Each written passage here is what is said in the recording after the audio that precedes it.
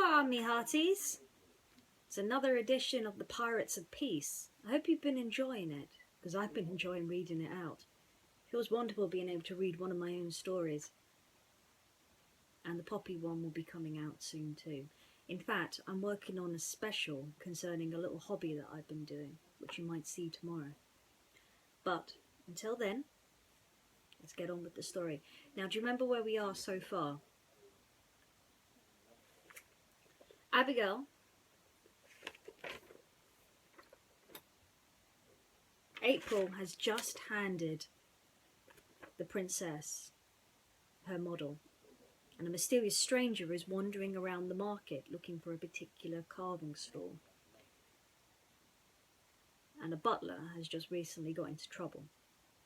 Let's see where this goes. The stranger,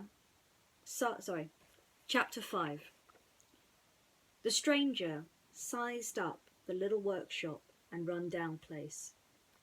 Not much of an appearance, but it told a far story. Story of a poor occupant that people only visited for wares rather than looks. Someone who didn't want to stand out too much, like a sore thumb. It was, for the moment, deserted. The occupant was out, probably on errands. The stranger slid to a window and pushed. Locked. She tried the entrance to the work stall that covered the main entrance. That was locked too. She paused, thinking, then checked the area. Empty. Nimbly, she leapt across the empty stall and crouched by the main door.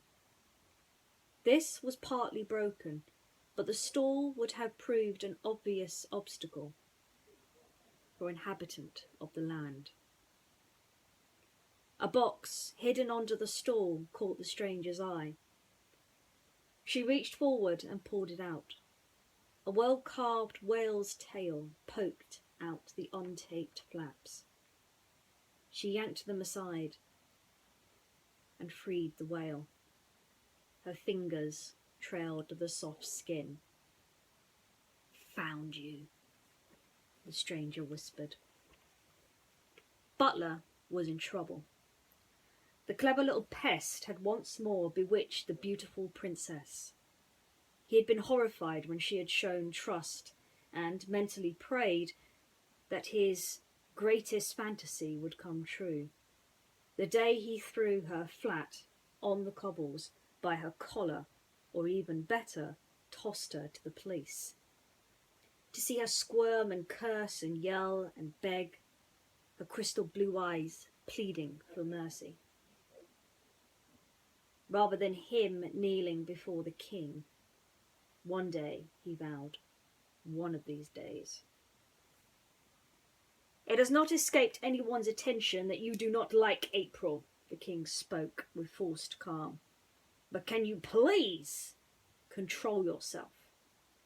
Butler shifted his shoulders.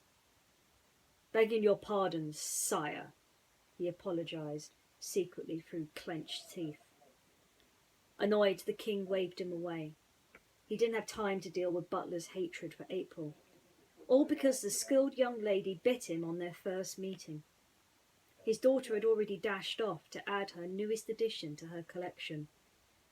It was her own special den. You wouldn't believe the creator of this miracle had been a member of his people for only 7 months. Children chased each other along the crowded street. Yells followed them. Warm smoked salmon and crispy chicken floated in the air.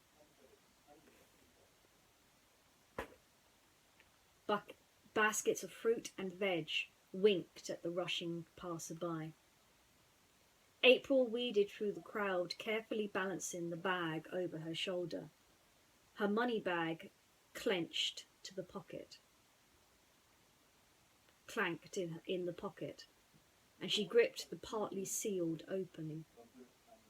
A man shaping a glass figurine beckoned to her. She offered an awkward wave with with one hand that clenched the food, then gestured that she was in a hurry. This was sort of a lie. The people knew April was quiet, not shy, just the lonely, mysterious type. Silent as the sea, yet polite, always willing to offer a hand when needed. Like a shadow, she slipped into the alleyway leading to her home. Rainwater dripped from a broken drain. Ripped advertisement posters flapped from the wall. Dead shadows cornered the flickering streetlights. But there was no danger. Everyone in this neighbourhood knew April differently. Chuckling, she walked to her stall and unlocked the door. Everything was quiet. Her left foot kicked the box. April carefully moved it back, then froze. Her fingers brushed the whale's nose. Her eyes scanned the area. Her hands scratched at a hidden flap under the stall, withdrawing a small, gold-braced sword. She didn't have to push hard against the door to know it was open. Her workshop was empty. Half-carved figurines rested on the table. Papers and wood chippings were still untidy on the desk. The chest of drawers seemed untouched. Yet the wind seemed dead. The atmosphere was tense, almost strangling. Keeping the sword positioned vertically in front of her body, she glanced up. The wood boards that created a ceiling were sturdy, but uneven spaced. Through them, she could see into her bedroom. No one. Nothing. She glanced around the room, the sword lowered slightly. The room remained cold. The air tasted wrong. She could hear her breath uneven like a wave. A crash sounded. She turned. A mermaid rocked on its tail. All her figurines suddenly seemed scared. The sword raised higher.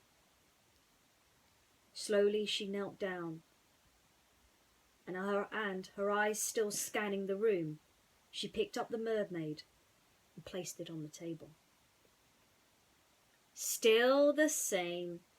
The voice froze her movements. It was familiar, like a pleasant dream. Footsteps echoed behind her. A sword tip pressed against the gap between her shoulder blades. Turn around, slowly. Lowering her sword, April obeyed. The stranger grinned before her. You, April muttered. The stranger chuckled. So you remember me, my old friend? April rested her sword on the table. I suppose you'd better sit down, Captain.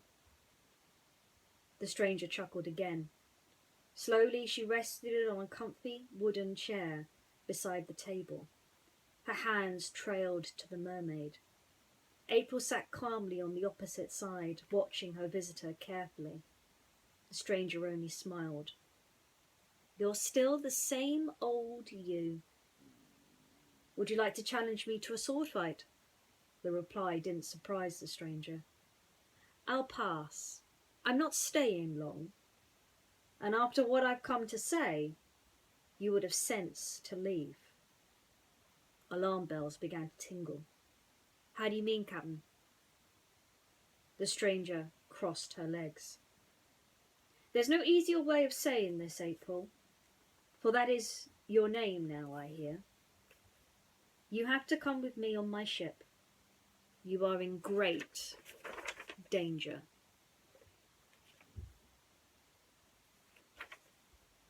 So April has a little secret, and it appears her name isn't April after all.